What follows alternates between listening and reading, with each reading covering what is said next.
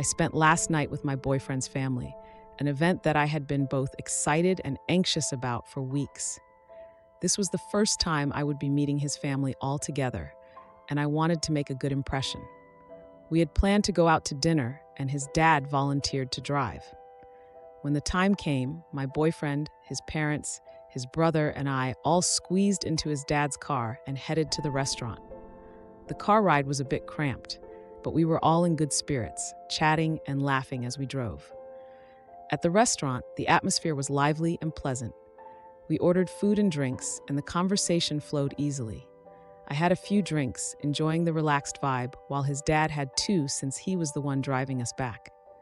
After dinner, we piled back into the car. It was a tight fit, but we managed.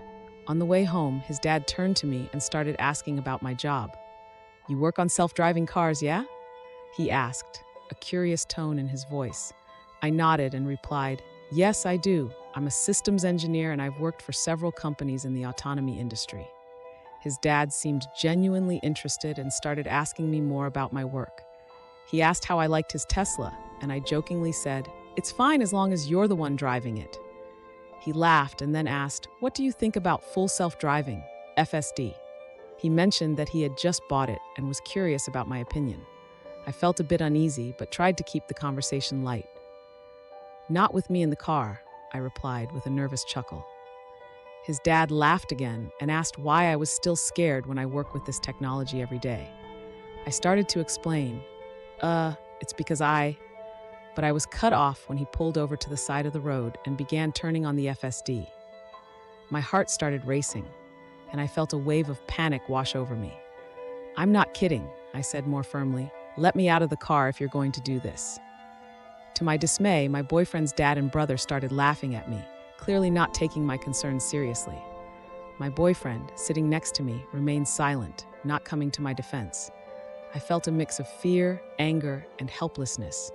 His dad reassured me, "It'll be fine," but I didn't feel reassured at all. I reached over to my boyfriend's little brother, who was sitting next to the door, and tried the door handle, but it was locked. I could feel the anger bubbling up inside me, exacerbated by the alcohol I had consumed earlier. I was getting madder by the second, and in my frustration, I yelled, "Let me the fuck out!" My boyfriend finally spoke up, trying to calm me down. "Relax, you're drunk," he said, but his words only made me angrier. "It doesn't fucking matter," I shot back. "I'd be out of here sober or drunk." He then told me to stop cussing in front of his little brother, which felt like a ridiculous request given the circumstances. "Tell your dad to cut his shit out, and I wouldn't have anything to cuss about," I retorted. His dad, sensing that I was not going to back down, sighed and said, "Fine, I didn't realize it'd be such a big deal." He turned off the FSD and drove home normally, but the tension in the car was palpable. No one spoke for the rest of the ride, and I could feel the weight of their silent judgment on me. When we finally arrived back at my boyfriend's house, I felt a mix of relief and dread. As soon as we walked through the door, my boyfriend pulled me aside, clearly upset. "You really overreacted back there," he said, his voice tight with anger. "This was the first time you met my family all together, and you made a scene." I felt a surge of anger and frustration.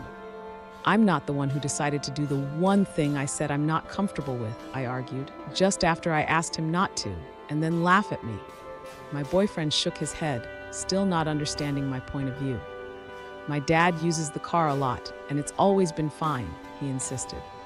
I took a deep breath, trying to find a way to make him understand. "We're both rock climbers, right?" I asked. He nodded, still looking confused. "Would you ever get on a route with a carabiner that doesn't lock? What if someone says they do it all the time and it's fine?" I continued. He looked taken aback and replied, "Absolutely not, but that's different." "It's literally not," I countered.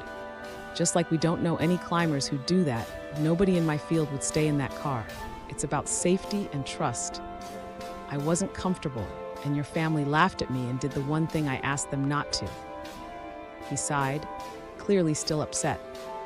"Go to sleep," he said, "you're drunk." But as I went to bed, I couldn't shake the feeling of being dismissed and misunderstood. I replayed the events of the evening in my mind, feeling a mix of anger and sadness. The next morning, I woke up sober and still felt the same way. I stood by what I did. I wasn't comfortable with what was happening, and my boyfriend's family all laughed and tried to do the one thing I said no to. It's not about the technology itself, it's about respecting someone's boundaries and taking their concerns seriously. I wondered if I was wrong for yelling at my boyfriend's dad to let me out of the car. I questioned if I had overreacted or if my reaction was justified. The situation felt messed up, no matter how I looked at it. It was supposed to be a fun and relaxing evening, but it turned into a tense and uncomfortable experience. Reflecting on it, I realized that my boyfriend's family might not understand the nuances of my work or the reasons behind my fear, but that didn't excuse their behavior. Laughing at someone's genuine concern, especially in a potentially dangerous situation, is not okay. I felt disrespected and unheard, and that hurt more than anything else. I knew I needed to have a serious conversation with my boyfriend about what had happened. If he couldn't understand or respect my boundaries, it would be a significant issue in our relationship. I loved him, but I also needed to feel safe and respected. It was a tough situation, but one that needed to be addressed. In the end, I hope that sharing my story would help others understand the importance of respecting people's boundaries and concerns, even if they seem unfounded or exaggerated. Everyone has their limits and comfort zones, and it's crucial to respect them, especially in situations involving safety and trust. So, am I the asshole for yelling at my boyfriend's dad to let me out of the car? I don't think so. I believe I stood up for myself and my safety, and that is something I will always do, no matter the circumstances.